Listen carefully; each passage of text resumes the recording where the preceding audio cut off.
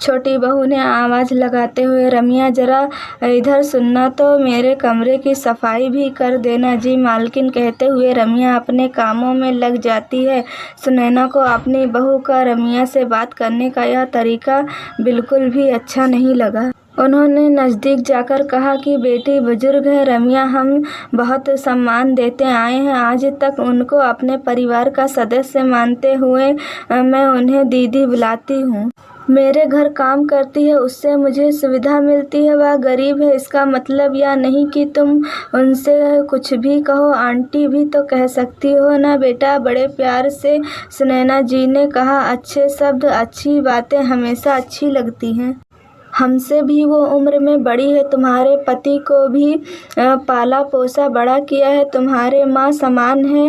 बहू गुस्साते हुए, काम वाली को मैं सर पर नहीं चढ़ाती, काम वाली है, काम वाली ही रहेगी, मुफ्त में काम नहीं करती, बदले में पैसा लेती है। सुनैना को ज़्यादा बोलना उचित नहीं लगा, क्योंकि बच्चों से बहस अच्छी बात नहीं है, खुद की मर्यादा भंग होती है। जिसकी जैसी समझ जिंदगी उसकी वैसी कटती है। मन ही मन यह सवाल करते हुए अपने काम में लग जाती हैं। हो सकता है अमेरिका में रहती है। सोच बड़ी हो, लेकिन ऐसी सोच का क्या फ़ायदा जो किसी की मजबूरी ना समझ पाए। छुट्टियों में आई है, चली जाएगी। रहना तो मुझे और रमिया दीदी को ही है, साथ साथ अंशु मेरे पोते का आज जन्मदिन है। मैंने रमिया से कहा कि आज यहीं रुक जाना, तुम रात में थोड़ी मदद हो जाएगी। उसने सहमति में सर हिलाया। समय पर जन्मदिन मन गया, सभी सोने चले गए। रमिया भी अपने घर चली गई। मेरी बहू ने सुबह सुबह हाय तौबा मचा दिया।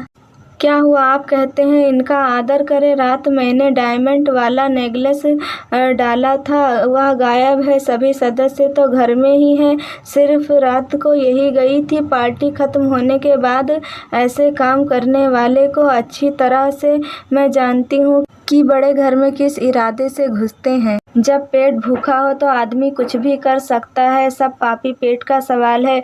रमिया डर से कुछ बोल नहीं पा रही थी।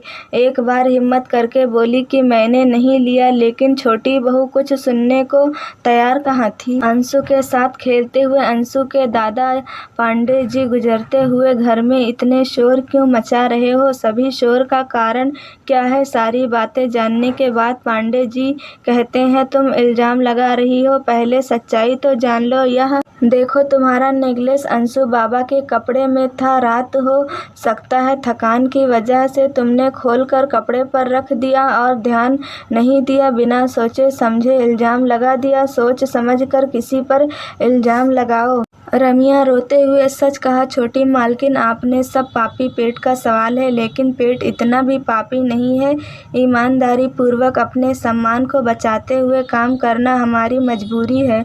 हम अपने पेट को चलाने के लिए मजबूर हैं, इसीलिए मजदूर हैं। कहानी आपको कैसी लगी कमेंट करके ज़रूर बताइएगा। मिलते हैं अगली किसी नई कहानी के साथ, तब तक के लिए अल्लाह हाफिज़।